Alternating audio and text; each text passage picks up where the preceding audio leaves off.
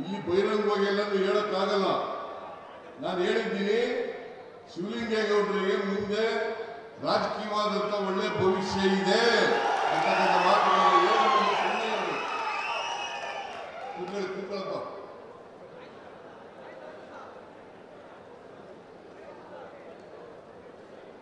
ಶಿವಲಿಂಗೇಗೌಡರು ಮಂತ್ರಿ ಆಗಲಿಕ್ಕೆ ಎಲ್ಲ ಅರ್ಹತೆಯನ್ನು ಹೊಂದಿದ್ದಾರೆ.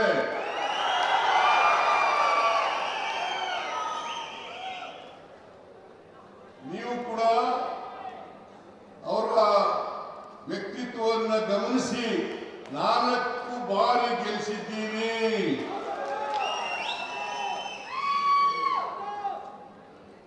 ಆದರೆ ಎಲ್ಲರೂ ಕೂಡ ಬಹಿರಂಗವಾಗಿ ಚರ್ಚೆ ಮಾಡಲಿಕ್ಕೆ ಸಾಧ್ಯ ಇಲ್ಲ. ದಯಮಾಡಿ ತಾವೆಲ್ಲರೂ ಕೂಡ ನಿಮ್ಮ ಅಭಿಮಾನ, ನಿಮ್ಮ ಪ್ರೀತಿ ಶಿವಲಿಂಗೇಗೌಡರ ಮೇಲೆ ಇದೇ ರೀತಿ ಇರಲಿ ಅಂತಕ್ಕಂಥ ಮಾತುಗಳನ್ನು ಹೇಳಿ, ಮುಂದಿನ ಚುನಾವಣೆಯಲ್ಲೂ ಕೂಡ ನಿಮ್ಮ ಅಭಿಮಾನ, ಪ್ರೀತಿ, ಆಶೀರ್ವಾದ ಇದ್ದು ಅವರು ಮತ್ತೆ ಶಾಸಕರಾಗಿ ಬರಲಿ ಅಂತಕ್ಕಂಥ ಮಾತುಗಳನ್ನು ಹೇಳಲಿಕ್ಕೆ ಬಯಸ್ತೇನೆ.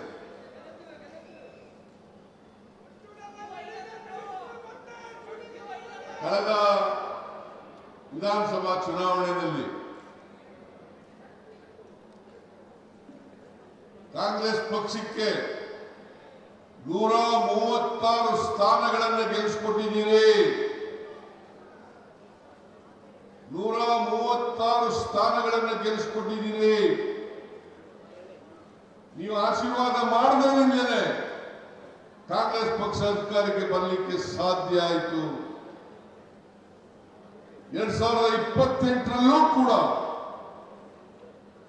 ಅದೇ ರೀತಿ ಹೇಗೆ 2023ರಲ್ಲಿ ಆಶೀರ್ವಾದವನ್ನು ಮಾಡಿದರೆ ಅದೇ ರೀತಿಯಲ್ಲಿ ಆಶೀರ್ವಾದವನ್ನು 28ರಲ್ಲೂ ಕೂಡ ನೀವು ಮಾಡಬೇಕು. ಕಾಂಗ್ರೆಸ್ ಸರ್ಕಾರ ಮಾತ್ರ ಜನರ ಕಷ್ಟ ಸುಖಗಳಿಗೆ ಸ್ಪಂದಿಸತಕ್ಕಂಥ ಸರ್ಕಾರ ಅಂತಕ್ಕಂಥ ಮಾತುಗಳನ್ನು ಹೇಳಲಿಕ್ಕೆ ಬಯಸ್ತಾ ಇದ್ದೇನೆ. ನಿನ್ನೆ ನಾನು ಡೆಲ್ಲಿನಲ್ಲಿದ್ದೆ. ಡೆಲ್ಲಿನಲ್ಲಿ ಒಂದು ಹಿಂದುಳಿದವರ ಸಮ್ಮೇಳನ ನಡೆಯಿತು. ಆ ಸಮ್ಮೇಳನದಲ್ಲಿ ರಾಜೀವ್ ಗಾಂಧಿ ಅವರು ತೀರ್ಮಾನ ಮಾಡಿದ್ದಾರೆ, ನಾನು ಇಲ್ಲಿವರೆಗೆ ಹಿಂದುಳಿದವರ ಬಗ್ಗೆ ಅರ್ಥ ಮಾಡ್ಕೊಳ್ಳದೆ ಇರ್ತಕ್ಕಂಥದ್ದು ತಪ್ಪು ಅಂತಕ್ಕಂಥ ಮಾತುಗಳನ್ನು ಹೇಳಿದ್ದಾರೆ. ಆದ್ರಿಂದ ಈಗ ರಾಹುಲ್ ಗಾಂಧಿ ಅವರಿಗೆ ಸಾಮಾಜಿಕ ವ್ಯವಸ್ಥೆಯ ಸಂಪೂರ್ಣ ಮಾಹಿತಿ ಸಿಕ್ಕಿದೆ. ಈ ಮಾಹಿತಿ ಸಿಕ್ಕಿದ ಮೇಲೆ ಅವರು ಸಾಮಾಜಿಕ ನ್ಯಾಯದ ಪರವಾಗಿ ಬದ್ಧತೆಯಿಂದ ಮಾತಾಡಲಿಕ್ಕೆ ಪ್ರಾರಂಭ ಮಾಡಿದ್ದಾರೆ. ಎಲ್ಲ ರಾಜ್ಯಗಳಲ್ಲೂ ಕೂಡ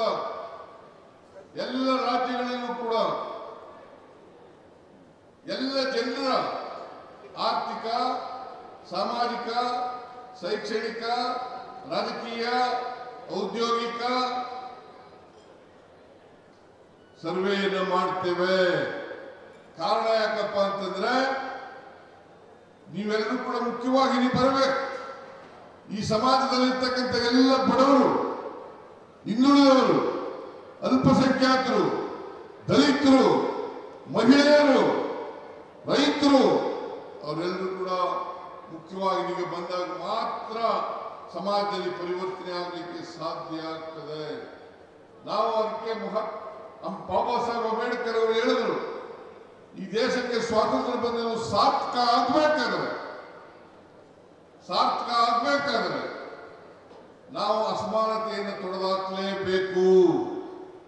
ಎಲ್ಲಿವರೆಗೆ ಬಡವ ಶ್ರೀಮಂತ ಅಂತಕ್ಕಂಥ ಅಸಮಾನತೆ ಇರ್ತದೆ, ಎಲ್ಲಿವರೆಗೆ ಜಾತಿ ವ್ಯವಸ್ಥೆ ಇರ್ತದೆ, ಅಲ್ಲಿವರೆಗೆ ಸಮಾಜದಲ್ಲಿ ಸಮಾನತೆಯನ್ನು ತರಲಿಕ್ಕೆ ಕಷ್ಟ ಆಗ್ತದೆ. ನಾವು ಸಮಾನತೆಯನ್ನು ತರಬೇಕಾದ್ರೆ ಸಮಾಜದಲ್ಲಿ ಪರಿವರ್ತನೆ ಆಗಬೇಕು, ಜಾತಿ ವ್ಯವಸ್ಥೆ ಹೋಗ್ಬೇಕು, ಅಸಮಾನತೆ ಹೋಗ್ಬೇಕು, ಅದು ಹೋದಾಗ ಮಾತ್ರ ಸಮಾಜವನ್ನು ನಿರ್ಮಾಣ ಮಾಡಲಿಕ್ಕೆ ಸಾಧ್ಯ ಆಗ್ತದೆ. ಅದಕ್ಕೋಸ್ಕರ ನಾನು ಹಿಂದೆ ಮುಖ್ಯಮಂತ್ರಿ ಆಗಿರುವಾಗ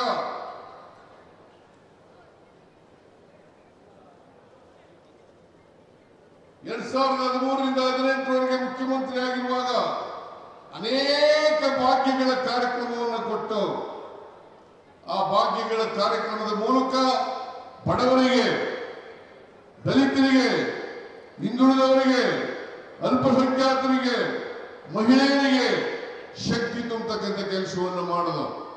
ನಾನು 165 ಭರವಸೆಗಳಲ್ಲಿ 158 ಭರವಸೆಗಳನ್ನು ಈಡೇರಿಸಿತು. ಬಿಜೆಪಿಯವರು 2018ರಲ್ಲಿ 600 ಭರವಸೆಗಳನ್ನು ಕೊಟ್ಟಿದ್ರು. 600 ಭರವಸೆಗಳಲ್ಲಿ 10% ಭರವಸೆಗಳನ್ನು ಕೂಡ ಈಡೇರಿಸಲಿಕ್ಕೆ ಸಾಧ್ಯ ಆಗಲಿಲ್ಲ. 10% ಭರವಸೆಗಳನ್ನು ಕೂಡ ಈಡೇರಿಸಲಿಕ್ಕೆ ಸಾಧ್ಯ ಆಗಲಿಲ್ಲ. ಅವರು ನಮ್ಮ ಮೇಲೆ ಆರೋಪ ಮಾಡ್ತಾರೆ. ಇವತ್ತು ಬಿಜೆಪಿಯವರು ಯಾವತ್ತೂ ಕೂಡ ಜನರ ಆಶೀರ್ವಾದವನ್ನು ಪಡೆದು ಅಧಿಕಾರಕ್ಕೆ ಬಂದಿಲ್ಲ. ಅದು 2008ರಲ್ಲಿ ಯಡಿಯೂರಪ್ಪನವರು ಮುಖ್ಯಮಂತ್ರಿ ಆದರು. ಆವಾಗಲೂ ಕೂಡ 2008ರಲ್ಲೂ ಕೂಡ ಅವರು 113 ಸ್ಥಾನಗಳನ್ನು ಗೆಲ್ಲಿಲ್ಲ. 2023ರಲ್ಲಿ ಆಪರೇಷನ್ ಕಮಲ ಮಾಡಿ ಅಧಿಕಾರಕ್ಕೆ ಬಂದದ್ದು. 4 ವರ್ಷಗಳ ಕಾಲ ಅಧಿಕಾರದಲ್ಲಿದ್ದರು. ಈ 4 ವರ್ಷಗಳ ಕಾಲ ಈ ರಾಜ್ಯವನ್ನು ಲೂಟಿ ಮಾಡಿದರೆ ಹೊರತು ಜನರ ಸಮಸ್ಯೆಗಳನ್ನು ಬಗೆಹರಿಸತಕ್ಕಂಥ ಪ್ರಾಮಾಣಿಕ ಪ್ರಯತ್ನವನ್ನು ಮಾಡಲೇ ಇಲ್ಲ. ಅದಕ್ಕಾಗಿ ಬಿಜೆಪಿಯವರು 2023ರಲ್ಲಿ ಸೋಲ್ಬೇಕಾದಂತ ಪರಿಸ್ಥಿತಿ ನಿರ್ಮಾಣ ಆಯಿತು. ಇವತ್ತೇನಾದರೂ ಜನರ ಪರವಾಗಿ ಕೆಲಸ ಮಾಡ್ತಾ ಇದ್ರೆ, ಸಾಮಾಜಿಕ ನ್ಯಾಯವನ್ನು ಕೊಡ್ತಕ್ಕಂಥ ಪ್ರಾಮಾಣಿಕ ಪ್ರಯತ್ನವನ್ನು ಮಾಡ್ತಾ ಇದ್ರೆ, ಬಡವರಿಗೆ ಶಕ್ತಿ ತುಂಬತಕ್ಕಂಥ ಕೆಲಸವನ್ನು ಮಾಡ್ತಾ ಇದ್ರೆ ಅದು ಕಾಂಗ್ರೆಸ್ ಪಕ್ಷ ಮಾತ್ರ. ಕಾಂಗ್ರೆಸ್ ಪಕ್ಷ ಯಾವಾಗಲೂ ಕೂಡ ನುಡಿದಂತೆ ನಡೀತಕ್ಕಂಥ ಪಕ್ಷ, ಕೊಟ್ಟ ಮಾತನ್ನ ಈಡೇರಿಸತಕ್ಕಂಥ ಪಕ್ಷ. ಇವತ್ತು ನಾವು 5 ಗ್ಯಾರಂಟಿಗಳನ್ನು ಕೊಟ್ಟಿದ್ದೆವು, ಅನೇಕ ಭರವಸೆಗಳನ್ನು ಕೊಟ್ಟಿದ್ದೆವು. 592 ಭರವಸೆಗಳನ್ನು 2023ರಲ್ಲಿ ನಾವು ಕೊಟ್ಟಿದ್ದೆವು. 592 ಭರವಸೆಗಳನ್ನು ಕೊಟ್ಟಿದ್ದು. 592 ಭರವಸೆಗಳಲ್ಲಿ ಈಗಾಗಲೇ 242 ಭರವಸೆಗಳನ್ನು ಈಡೇರಿಸಿದ್ದೇವೆ. ಬರೀ ಗ್ಯಾರಂಟಿ ಯೋಜನೆಗಳಲ್ಲ, ಬೇರೆ ಭರವಸೆಗಳನ್ನು ಕೂಡ ಈಡೇರಿಸಿದ್ದೇವೆ. ಇವತ್ತು ಎತ್ತುನೊಳೆ ಪ್ರಾಜೆಕ್ಟ್, ಆ ಎತ್ತುನೊಳೆ ಪ್ರಾಜೆಕ್ಟ್ ಜಾರಿ ಆಗದೇ ಇಲ್ಲ, ಅದು ಇಂಪ್ಲಿಮೆಂಟ್ ಮಾಡಕ್ಕೆ ಆಗಲ್ಲ ಅಂತೇಳಿ ಹೇಳ್ತಿದ್ದವರು ಯಾರು? ಬಿಜೆಪಿಯವರಲ್ಲ,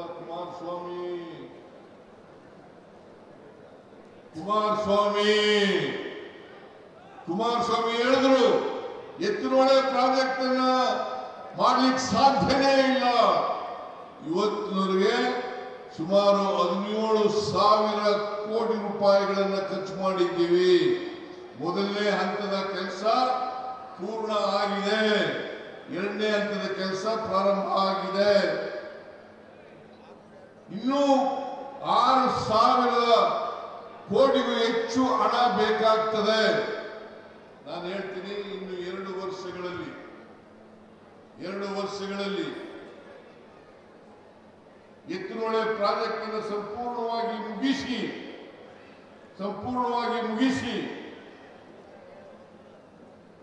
ಮೊದಲನೇ ಹಂತ 2ನೇ ಹಂತ ಕಾರ್ಯಕ್ರಮಗಳನ್ನು ಕೂಡ ಪೂರ್ಣಗೊಳಿಸಿ ಈ ಕುಡಿಯ ನೀರನ್ನ 7 ಜಿಲ್ಲೆಗಳಿಗೆ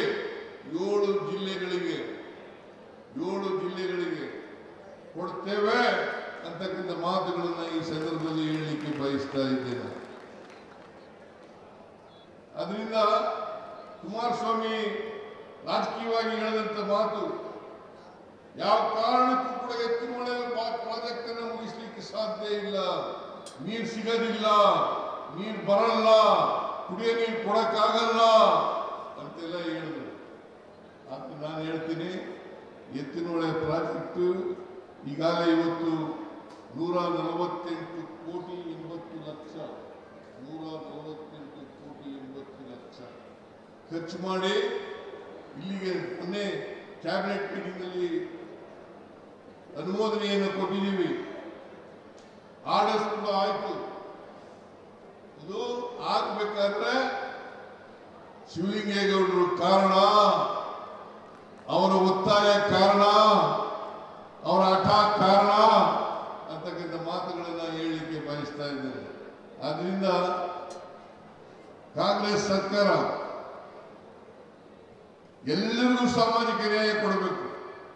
ನಮ್ದೇ ಈ 5 ಗ್ಯಾರಂಟಿ ಯೋಜನೆಗಳಿದ್ದಾವಲ್ಲ, ಯಾವುದೇ ಜಾತಿ ಇಲ್ಲ, ಯಾವುದೇ ಧರ್ಮ ಇಲ್ಲ, ಮತ್ತೆ ಪಕ್ಷಾತೀತವಾಗಿ ಕೊಡ್ತಾ ಇದ್ದೇವೆ. ಹಾಸನ ಜಿಲ್ಲೆಯಲ್ಲಿ ಜೆಡಿಎಸ್ನವರು ತಗತಾ ಇಲ್ವಾ? ಈ ಕಾರ್ಯಕ್ರಮದ ಅಡಿಯಲ್ಲಿ ಶಕ್ತಿ ಯೋಜನೆಯಲ್ಲಿ ಜೆಡಿಎಸ್ನವರು ಫ್ರೀ ಬಸ್ ಪ್ರಯಾಣ ಮಾಡ್ತಾ ಇಲ್ವಾ? ಶಕ್ತಿ ಯೋಜನೆ ಗೃಹಲಕ್ಷ್ಮಿ ಯೋಜನೆಯಲ್ಲಿ 2,000 ರೂಪಾಯಿ ಜೆಡಿಎಸ್ನ ಮಹಿಳೆಯರಿಗೆ ಸಿಗ್ತಾ ಇಲ್ವಾ? ಅದರಿಂದ ನಾವೆಲ್ಲ ಜನರನ್ನು ಕೂಡ ಇಟ್ಕೊಂಡು ಗಮನದಲ್ಲಿ ಇಟ್ಕೊಂಡು ಒಟ್ಟಾರೆ ಬಡವರು ಯಾವುದೇ ಪಕ್ಷದಲ್ಲಿ, ಯಾವುದೇ ಜಾತಿ ಸೇರಿರಲಿ, ಯಾವುದೇ ಧರ್ಮಕ್ಕೆ ಸೇರಿರಲಿ, ಎಲ್ಲ ಜಾತಿಯವರಿಗೂ ಕೂಡ ಇವತ್ತು ಶಕ್ತಿ ತುಂಬತಕ್ಕಂಥ ಕೆಲಸವನ್ನ ಮಾಡ್ತಾ ಇದ್ದೀವಿ. ಆದ್ರಿಂದ ಬಿಜೆಪಿಯವರು ಹೇಳ್ತಕ್ಕಂಥ ಮಾತುಗಳು, ಜೆಡಿಎಸ್ನವರು ಹೇಳ್ತಕ್ಕಂಥ ಮಾತುಗಳು ಯಾವುದೇ ಸತ್ಯಾಂಶದಿಂದ ಕೂಡಿಲ್ಲ, ಸತ್ಯಕ್ಕೆ ದೂರವಾದಂಥ ಮಾತುಗಳನ್ನು ಆಡ್ತಾ ಇದ್ದಾರೆ. ನಿಮ್ಮ ಆಶೀರ್ವಾದ ಎಲ್ಲಿವರೆಗೆ ಇರ್ತದೆ ಅಲ್ಲಿವರೆಗೆ ನಾವು ಉತ್ತಮವಾದಂಥ ಕೆಲಸಗಳನ್ನ ಮಾಡ್ತೇವೆ ಅಂತಕ್ಕಂಥ ಮಾತುಗಳನ್ನು ಹೇಳಲಿಕ್ಕೆ ಬಯಸ್ತಾ ಇದ್ದೇನೆ. ಇವತ್ತು ಇಂಜಿನಿಯರಿಂಗ್ ಕಾಲೇಜ್ ಉದ್ಘಾಟನೆ ಆಗಿದೆ. Engineering college polytechnic, engineering college, polytechnic 4 ಸಬ್ಜೆಕ್ಟ್ಗಳನ್ನು ಇಂಟ್ರೊಡ್ಯೂಸ್ ಮಾಡಿದ ಈ ವರ್ಷದಿಂದ 4 ಸಬ್ಜೆಕ್ಟ್ಗಳು ಇಂಟ್ರೊಡ್ಯೂಸ್ ಆಗಿದ್ದಾವೆ. ಯಾಕಂತಂದ್ರೆ ಹಳ್ಳಿಗಾಡಿನ ಜನ ಇಂಜಿನಿಯರ್ಗಳಾಗಬೇಕು, ಡಾಕ್ಟರ್ಗಳಾಗಬೇಕು, ವೈದ್ಯರುಗಳ ಆಗ್ಬೇಕು ಅಂತೇಳಿ ಇದನ್ನ ಮಾಡ್ತಾ ಇರ್ತಕ್ಕಂಥ ಕೆಲಸವನ್ನು ಮಾಡ್ತಾ ಇದ್ದೀವಿ. ನಾವು ಇವತ್ತು ಕಾಂಗ್ರೆಸ್ ಸರ್ಕಾರ ನೀರಾವರಿಗೆ, ಪಿಡಬ್ಲ್ಯೂಗೆ, ಶಿಕ್ಷಣಕ್ಕೆ, ಆರೋಗ್ಯಕ್ಕೆ ಹೆಚ್ಚು ಒತ್ತು ಕೊಟ್ಟು ಕೆಲಸವನ್ನು ಮಾಡ್ತಾ ಇದ್ದೀವಿ. ಇವತ್ತು ಹಾಸನ ಜಿಲ್ಲೆಯಲ್ಲಿ ಅರಸೀಕೆರೆಯಲ್ಲಿ ಹೆಚ್ಚು ತೆಂಗು ಬೆಳೀತಕ್ಕಂಥದ್ದು ಅಲ್ಲ, ಅರಸೀಕೆರೆಯಲ್ಲಿ ಹೆಚ್ಚು ತೆಂಗು ಬೆಳೀತಕ್ಕಂಥದ್ದು, ತೆಂಗು ಬೆಳೀತಕ್ಕಂಥದ್ದು. ಶಿವಲಿಂಗೇಗೌಡರು ಈಗ ತಾನೇ ನನಗೆ ಮನವಿಯನ್ನು ಕೊಟ್ಟರು. ಏನಪ್ಪಾ ಅಂತಂದ್ರೆ, ನಾವು ಅರಸೀಕೆರೆಯಲ್ಲಿ ಹೆಚ್ಚು ತೆಂಗಿನ ಗಿಡಗಳಿದ್ದಾವೆ, ತೆಂಗಿನ ಗಿಡಗಳಿಗೆ ಕಪ್ಪು ತಲೆ ಹುಳ ರೋಗ ಬಂದು ಗಿಡಗಳೆಲ್ಲ ನಾಶ ಆಗ್ತಾ ಇದ್ದಾವೆ ಅಂತಕ್ಕಂಥ ಮಾತುಗಳನ್ನು ಹೇಳಿದರು. ನಾನು ಈ ತೆಂಗಿನ ಮರಗಳನ್ನ ಉಳಿಸಲಿಕ್ಕೆ ಪ್ರಯತ್ನ ಮಾಡ್ತೇನೆ ಅಂತಕ್ಕಂಥ ಮಾತುಗಳನ್ನು ಹೇಳಲಿಕ್ಕೆ ಬಯಸ್ತೇನೆ.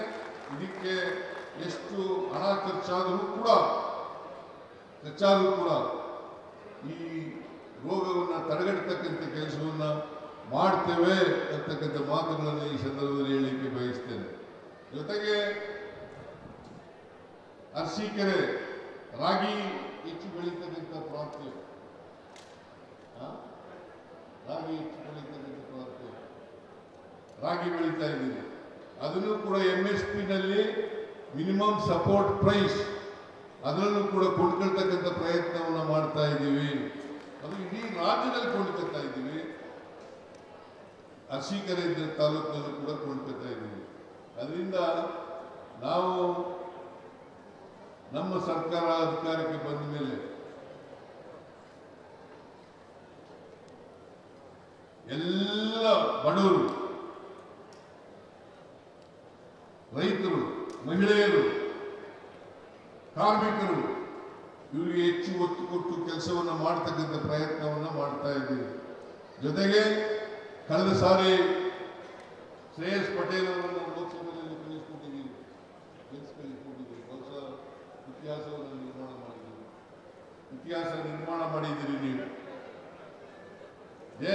ಶ್ರೇಯಸ್ ಪಟೇಲ್ ಪಾಪ ಒಬ್ಬ ಪ್ರಾಮಾಣಿಕ ಯುವಕ, ಅವನನ್ನ ಲೋಕಸಭೆಗೆ ಕಳಿಸಿಕೊಟ್ಟಿರ್ತಕ್ಕಂಥದ್ದು ನಿಜಕ್ಕೂ ಕೂಡ ನೀವು ಬಹಳ ಒಳ್ಳೆ ತೀರ್ಮಾನವನ್ನು ಮಾಡಿದ್ದೀರಿ, ಯೋಗ್ಯ ತೀರ್ಮಾನವನ್ನು ಮಾಡಿದ್ದೀರಿ ಅಂತಕ್ಕಂಥ ಮಾತುಗಳನ್ನು ಹೇಳಲಿಕ್ಕೆ ಬಯಸ್ತಾ ಇದ್ದೇನೆ.